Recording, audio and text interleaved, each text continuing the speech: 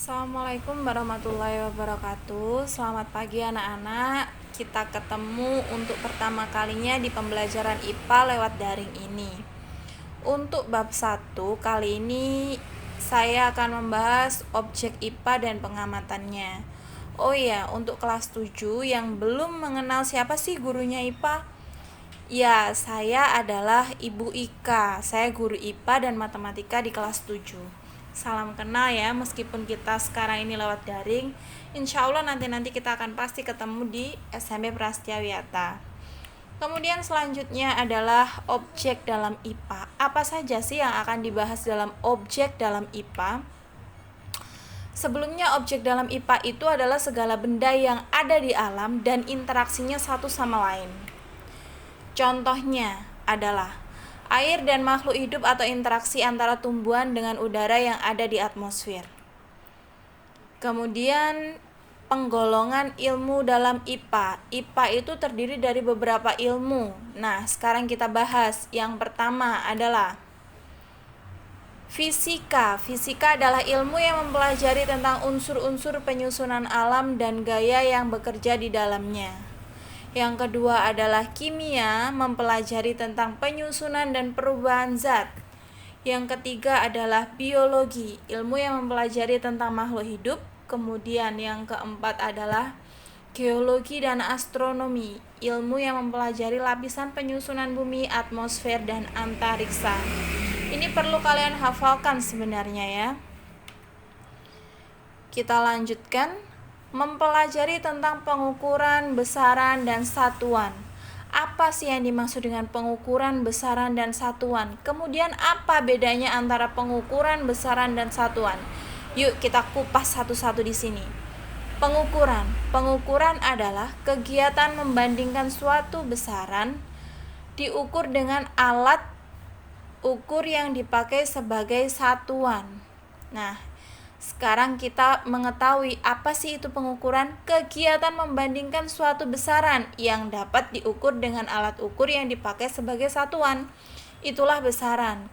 Itulah pengukuran, maaf. Kemudian yang kedua adalah besaran. Apa sih itu besaran? Besaran adalah sesuatu yang dapat diukur. Terus yang ketiga adalah satuan. Apa itu satuan?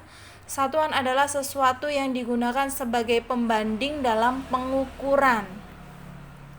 Untuk mengetahui lebih dalam tentang pengukuran, besaran, dan satuan, kita lanjut slide ke berikutnya.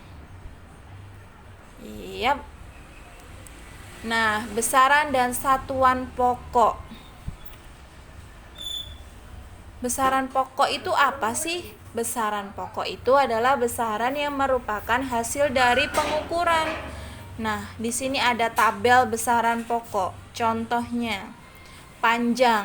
Panjang kita peroleh dengan mengukur menggunakan alat ukur. Itu adalah besaran pokok. Besaran pokok itu adalah besaran yang pasti ada alat ukurnya untuk menemukan suatu nama atau lambang dari besaran pokok tersebut. Itulah besaran pokok. Kemudian selanjutnya, di situ ada 9 besaran pokok yang mungkin bisa kalian hafalkan nanti di rumah. Ketika masuk nanti saya akan mempertanyakannya. Lanjut ke besaran turunan. Besaran turunan adalah merupakan hasil operasi dari besaran pokok satu dengan besaran pokok yang lain. Di situ kurang ya tulisannya, maaf. Contohnya adalah luas. Kita peroleh dari hasil perkalian antara panjang kali lebar, di mana panjang dan lebar memiliki satuan yang sama, yaitu meter. Nah, sambil dipahami, inilah tabel besaran turunan. Di situ ada beberapa besaran turunan beserta satuan, simbol, dan dalam satuan dasarnya. Silahkan nanti di rumah dihafalkan. Kita lanjutkan ke alat ukur. Yang pertama adalah alat ukur panjang. Alat ukur panjang saya di sini mengambil 2 contoh, yaitu jangka sorong dan mistar atau meteran. Itu adalah gambar dari jangka sorong dan gambar dari meteran yang mungkin anak-anak belum tahu. Yang seperti apa sih jangka sorong itu? Nah, seperti itulah gambarnya. Lanjut ke alat ukur berikutnya adalah alat ukur massa. Massa alat ukurnya adalah timbangan atau neraca. Neraca itu seperti apa? Nah, seperti inilah neraca gambarnya. Neraca itu terdapat berbagai macam jenis. Ada neraca digital, neraca untuk menimbang berat bahan-bahan kue, dan neraca untuk menimbang berat badan. Lanjut ke alat ukur waktu. Yap, alat ukur waktu adalah stopwatch. Biasanya guru olahraga sering menggunakannya untuk mengukur lari jarak jauh. Ya, itu alatnya, stopwatch. Lanjut ke alat ukur suhu. Suhu diukur menggunakan termometer. Nah, ini gambarnya. Next, kita ke alat ukur kuat arus listrik, diukur dengan ampere meter. Inilah gambar ampere meter. Nah,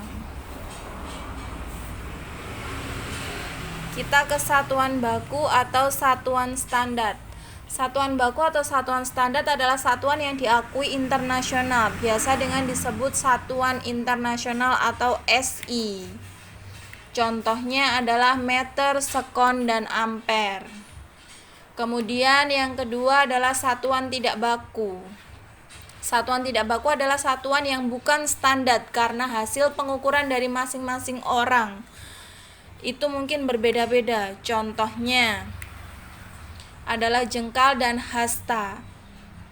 Misal kalau kalian pernah dengar tinggi orang itu adalah 7 kaki. Nah, jengkal atau kaki seseorang kan beda-beda gitu. Berarti 7 kaki, 1 jengkal, 5 jengkal itu disebut satuan tidak baku karena masih ambigu itunya. Apa itu namanya?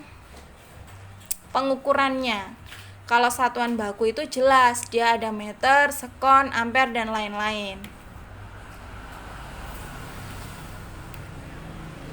Yap, thanks for your attention, dan tugas untuk kalian adalah di buku paket halaman 31, tugas project.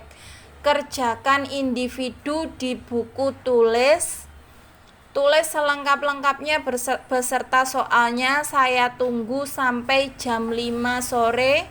Kalau sudah difoto, diupload di Google Classroom. Jika ada yang tidak jelas, jika ada yang ingin ditanyakan, silahkan WA pribadi saya, Bu Ika ya. Terima kasih dan selamat mengerjakan.